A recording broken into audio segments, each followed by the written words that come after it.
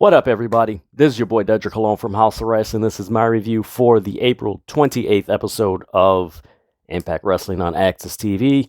Like, share, comment, subscribe.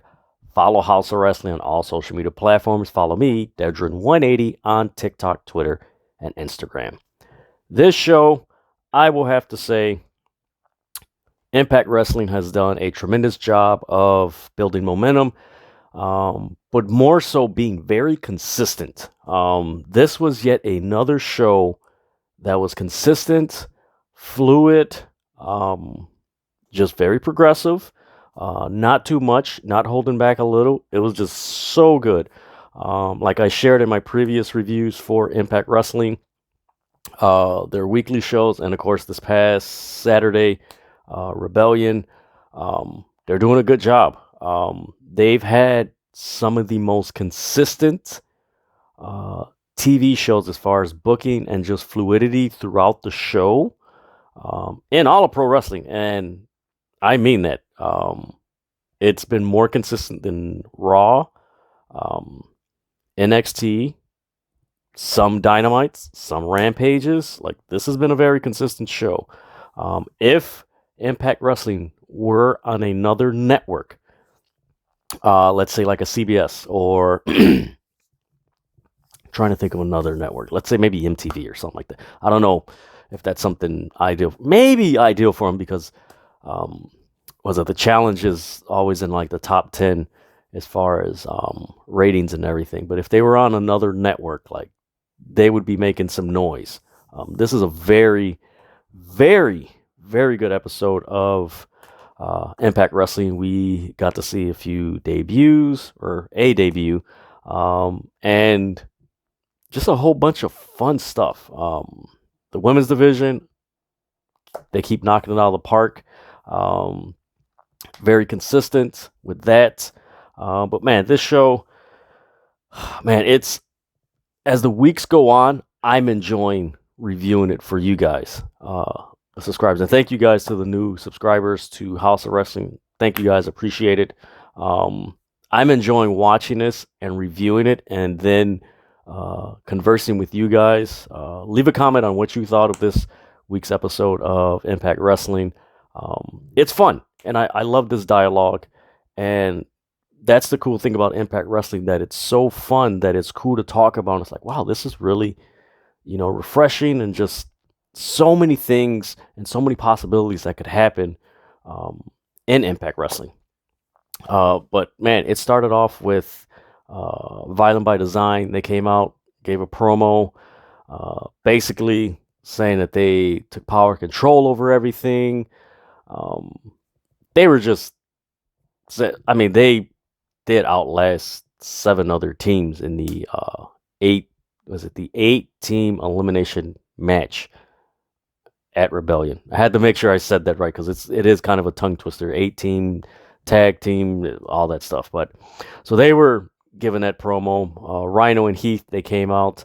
They were basically saying they want to get a shot at the titles. They almost beat you guys. Rhino was saying that, and they're just challenging them and everything, which is to be expected. It's like somebody's going to want those titles. And lo and behold, making their somewhat debut on Impact Wrestling on Access TV is none other than them boys, the Briscoes. Yes, the Briscoes are in Impact Wrestling. They made their stake and claim. Basically, they were saying, you know what? We've had every title in professional wrestling so far. We want those titles, and we always get the titles that we go after. So right away, there's a match between the Briscoes and the Rhino and Heath. This match, winner gets a shot at Violin by Design at Under Siege, which is, I believe, May 7th? Yeah, May 7th. This was a pretty cool match, a fun match. Very, I wouldn't say, if you didn't watch this episode of Impact and you're familiar with the Briscoes, it definitely wasn't like their match against FTR or GOD or any other top tag teams that they faced before. It was, how do I put it? It was almost like a feeder match. Like you knew they were going to win. Like there's no way that they were going to lose on their debut. But it was a solid match. Rhino and Heath, they did a good job. But hey, the Briscoes, Mark Briscoe did a corkscrew moonsault. Then they finished things off with an elbow. Of course, the Briscoes with their moonsault flips over the top rope during the match, which gets the crowd popping and everything. So they win. We're going to get Violin by Design and the Briscoes at Under Siege. I'm looking forward to that tag team match. I hope the Briscoes win. They are a fun, entertaining tag team. Just another addition to a pretty stellar tag team division. AEW arguably has like the best tag team division in pro wrestling, and Impact Wrestling isn't too far behind. They're not close, but they're right there. But yeah, this was a really stellar match. Check it out. Then we get a backstage segment with Scott D'Amore with Moose. Moose is basically saying you gave 6 months for Josh Alexander to get ready for me, and you're only giving me 5 days. And then Scott D'Amore basically says, okay, I did give you time. I didn't get in your way or anything like that, so on and so on. And he basically tells them tonight's match, which is going to be Moose and Josh Alexander for the Impact Wrestling World Championship. The winner will have a surprise hand-picked opponent at Under Siege, and it will be revealed tonight, which is really cool. It's like, okay, who's going to be? Like, of course, you thought it was going to be Jonah or Steve Macklin. You know, those are the names that came to your head. It's like, man, okay, who's going to challenge him? Like, who is it? So then we get a vignette of, I believe, Slammiversary. And then we get a match between VSK and Gujjar. I hope I'm pronouncing it. Gujjar. This was basically a somewhat squash match. He beat him with a spear. 1, 2, 3. Then you had the post match, which you had Raj Singh and Shira. I said this before. I'll keep saying this again. Maybe it looks like they're leaning into a tag team between Gujjar and Shira, which I've been saying it. I think I said it last week's review.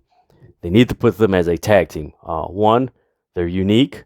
I believe one of the few Indian tag teams in a major promotion. Excuse me. I think they are. I know the Bollywood Boys. I think they're doing the independents, but their size and their speed. Actually, I take that back. You do have Jinder Mahal, Shanky, and am I forgetting someone? I'm forgetting someone in that group. Jinder Mahal, Shanky, and there's someone in that group that I'm missing. I can't remember. But no, this group, Gujjar and Shira, like you could see them as a tag team. This isn't like a makeshift, let's put them together. Like you could see them like this is a tag team. I hope they put them as a tag team. Shira is a beast. Gujjar is very athletic, very skilled, and putting those two together with Raj Singh would add a nice dynamic to their tag team division. For one, they would bring diversity, which they need in their tag team division. They need more of it. They have some of it, but it doesn't hurt to add some more. But I'm looking forward to that. This episode they did tease it, which I loved it. It's like, okay, now they're leaning towards it. And of course, if you've been watching Impact for a while, Gujjar has been basically resisting their offers and everything, but it seemed like tonight he kind of like eased up. It's like, okay, maybe I should team with. The moment they team up, I'm telling you, you're going to enjoy it. You are going to enjoy that tag team.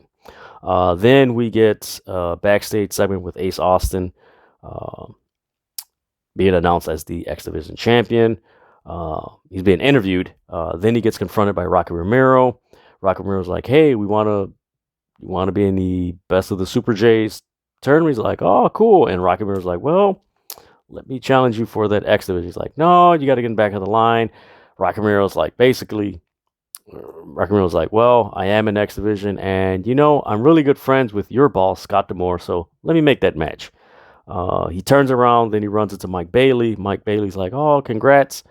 And Ace Austin walks away, and Mike Bailey's like, well, I thought we were friends. And they kind of sarcastic and everything. Then we go to a backstage. Actually, I wouldn't say backstage. It was a video package with Steve Macklin, basically saying he's been stacking bodies and getting wins. Everybody's gonna feel mayhem and really good promo. I hope he keeps the makeup that he had. Excuse me, guys. That he had at Rebellion, because that really, for me personally, it took his character to another level, which I'm like, man, I hope he keeps it, because that's going to really set him apart and really give him a unique footing in Impact Wrestling. Then we had a match between Honor No More, Eddie Edwards, Matt Taven, and Mike Bennett versus Mike Bailey and the Motor City Machine Guns. Man, oh man, that was a fun match. Mike Bailey and the Motor City Machine Guns is an awesome trio. I hope they keep them together. They were so fun in this match. It was fast-paced. There was a bunch of high-flying action, especially with the Motor City Machine Guns and Mike Bailey.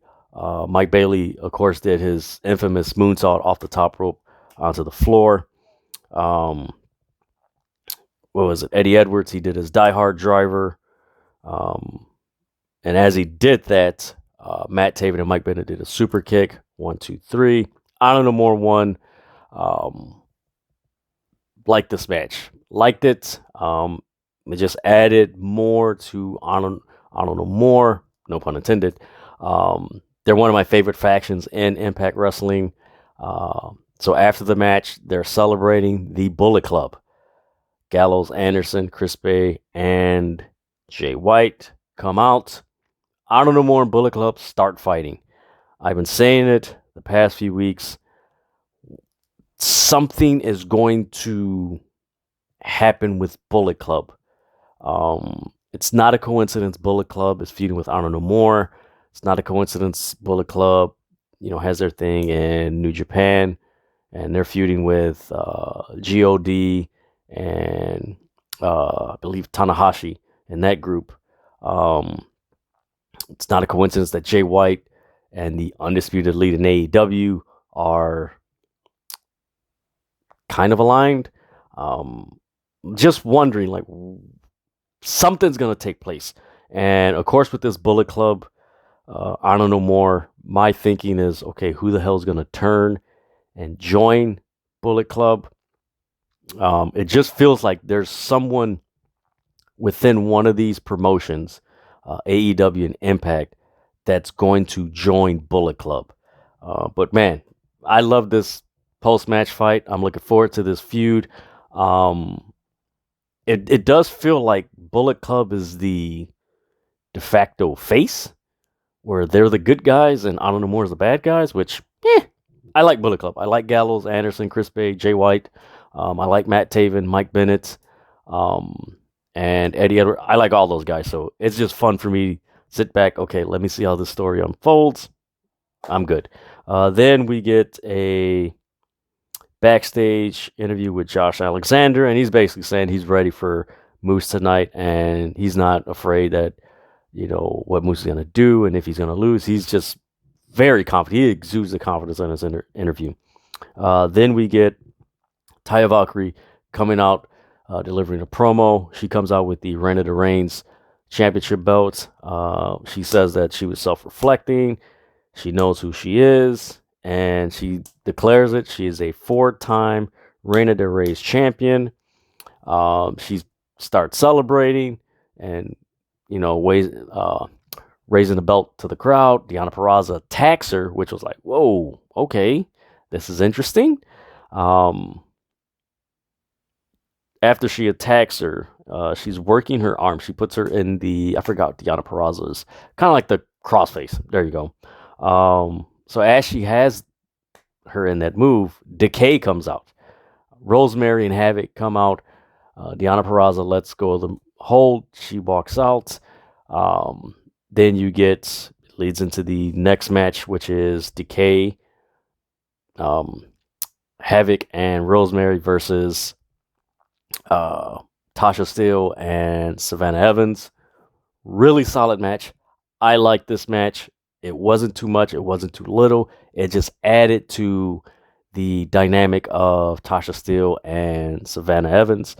Savannah Evans is a powerhouse. I love the moment where Savannah Evans and Havoc were just going back and forth. Like, that was some power hits, and they got some licks in. I enjoyed that. But in the end, Rosemary, she gave a spear, while Havoc had, actually, let me rephrase that. Havoc did a backbreaker on Tasha Steele, and was it Tasha Steele or Savannah? Forgive me, guys. Basically, the way it went, Savannah Evans it was Savannah Evans. Havoc had Savannah Evans, did a backbreaker, held her up. Rosemary did the drop kicks to Savannah Evans. 1, 2, 3. Rosemary wins, so that adds a little bit intrigue into the somewhat rivalry that we're experiencing between Tasha Steele and Rosemary, which is pretty cool. I'm still on the fence with Havoc, Decay, because again, like I've said before, like they've been there for 6 years already, and it's like, okay, maybe they need something to freshen them up a little bit or switch it up, but it feels like they've been there. You know, it's like, okay, they're there, and it's like, okay, there's something's got to tweak or something like that. But overall, really good match. Then we get a backstage segment with Tenille Dashwood with Madison Rayne. They're basically saying that they ran off Caleb and the inspiration. Lights go out, lights come back on. It's Giselle Shaw. She's like, well, basically, I knew I was in the right room when I smelled cheap perfume and insecurity. She's talking smack to Tenille Dashwood, and she's like, well, you know, maybe we should fight in a bigger space, like a ring. And Madison Rayne, it's funny, she's like, you know what? She'll challenge you next week. And Tenille Dashwood looks like, wait a minute, what? And Giselle Shaw's like, well, thank you, because your extra mouth made the match. I'll see you then. So apparently next week we're going to get Giselle Shaw versus Tenille Dashwood. Should be a really good match. Giselle Shaw, man, that woman can go in the ring, man. If you haven't seen her work, YouTube it. I believe she has a few clips on her Twitter account. Please check it out. She can go. She is a wonderful wrestler. Then we get a vignette of Slammiversary. Then we get a backstage segment with Vincent, and he's basically hyping up an eventual match that is going to be a Monsters Ball. I believe it's going to be Jonah versus PCO. When I seen this whole vignette, the first thing that came to my mind is like, so did PCO take the place or fill the void of Abyss in Impact Wrestling? Of course, for so long, Abyss was that monster that was always in the hardcore matches and everything. And it seems like PCO is kind of like fill that void. But that should be a really cool and interesting match. I think it's been a while since they've had a Monsters Ball match, which should be very fun. Looking forward to that. But then they announced next week we're going to get Ace Austin versus Rocky Romero. Check that out. Then we're going to have Brian Myers and W. Morrissey in a tables match. That's going to be interesting because it was teased on AEW Dynamite yesterday that MJF is going to have someone who is going to face Wardlow, and you can't teach that. Basically implying that he's really tall, implying that it's W.E. Morrissey. So we'll see if that is the case. Then we get to the main event. Josh Alexander, Moose. The way it started, I would say it was similar to one of their matches they had before on Impact Television. Very different from their pay-per-view matches that they've had. Like, this was kind of very it was good, don't get me wrong, it was good, but it was kind of like very basic, good guy, bad guy, offense, defense. They halfway through this match, they went straight New Japan strong style. There was a lot of forearms. There was, of course, Moose got his headbutts in. Man, he has a sick headbutt, man. Like, it looks like he laced that headbutt, and I'm surprised he's not dazed. Like, he gets that in. There's a point where Josh Alexander did the sharpshooter, which is so cool. Man, he's such a good wrestler, man. Then, of course, he attempted multiple times to perform the ankle lock, which Moose got out of.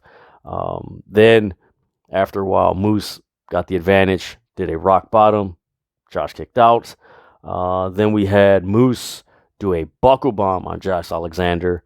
Still couldn't finish the job. Then we had Josh doing a power bomb, which he turned into a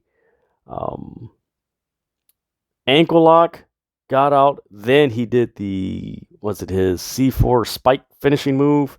1, 2, 3. Josh Alexander wins. He retains the Impact World Championship. He's there celebrating, and of course the announcers are saying, okay, who is Josh Alexander's hand-picked surprise opponent for Under Siege? Music hits. Whew, man, this is going to be fun. And I got to see this guy wrestle at New Japan Windy City Riot a few weeks ago. He is going to be taking on Tomohiro Ishii at Under Siege. So it's going to be Tomohiro Ishii versus Josh Alexander for the Impact Wrestling World Championship. That is going to be fun. I'm looking forward to it. That card is going to be great. But man, Impact Wrestling, this whole show was so fun. I do got to give them credit for this. I notice, and if for those of you who've subscribed to me for a while, have noticed, like in previous reviews for Impact Wrestling, it was like, man, there were certain things that were kind of hokey. It's like, it just don't. It throws everything off. They kind of got rid of a lot of hokey stuff that they had, like literally a few months ago. Like, it's not there. Like, this is like really fluid. I just love the consistency. This whole show feels very punctual. Every segment feels punctual. Like, it gets to the point. And man, you got to start watching Impact Wrestling, man. Like, you have to. Like, it amazes me why and how people still complain and go back and forth in like these arguments, debates, what have you, about AEW, WWE, that whole thing, when it's like, man, there's so much wrestling and wrestlers doing great work. Like, you're missing out on it. And thankfully, I'm not missing out on it because I'm enjoying it being a wrestling fan. But man, if there was one match to watch, I would have to say, man, it's hard to pick one. But the key matches and segments that I would say you would have to pay attention to is the Briscoes debut, the Honor No More, Mike Bailey, Motor City Machine Guns match, which later Bullet Club came out and confronted them, the Tile Valkyrie segment, and the main event between Josh Alexander and Moose. Like, very solid show. My excuse me. My only thing is, more people need to start watching this. Like, if you're complaining about Raw, if you complain about SmackDown, if you complain about NXT, if you're complaining about AEW, there's not a story. Granted, there's issues with all companies, but if you're complaining, you do have options. And let me tell you something. Impact Wrestling right now is a pretty solid option. They're doing really good work. Like, I don't know what, like, stop complaining and start watching. That's all I'm saying. Like, stop complaining. Like, there's stuff here. But man, this is a really solid show. I'm looking forward to Under Siege. I'm really looking forward to Slammiversary. Man, this company has done a 180 from last year. Gotta say that. Impact Wrestling has done a 180 from last year. They have a solid heavyweight champion in Josh Alexander. The tag team division is pretty solid. I'm looking forward to if the Briscoes are going to get those straps. You got a solid women's division. You got a good feud with Honor No More and Bullet Club, which can go in various directions, which is so intriguing. Man, Impact Wrestling is fun. That's it. Impact Wrestling is fun to watch. That's all I gotta say. Impact Wrestling is fun to watch. If you're not watching it, I highly recommend you start watching it. Because you're missing out on a fun 2 hours of wrestling that just goes. And they're from top to bottom, man. It's a solid show. So that is my review for the April 28th episode of Impact Wrestling on Access TV. Like, share, comment, subscribe. Follow House of Wrestling on all social media platforms. Follow me, Dedrian180, on TikTok, Twitter, and Instagram. And like I always say, stop fighting over wrestling, man. There's like 10 companies, 20 companies that are working together and something like that. And you got WWE, like, so much wrestling and great work that wrestlers are doing, man. Like, enjoy, man. So, with that, I'm out.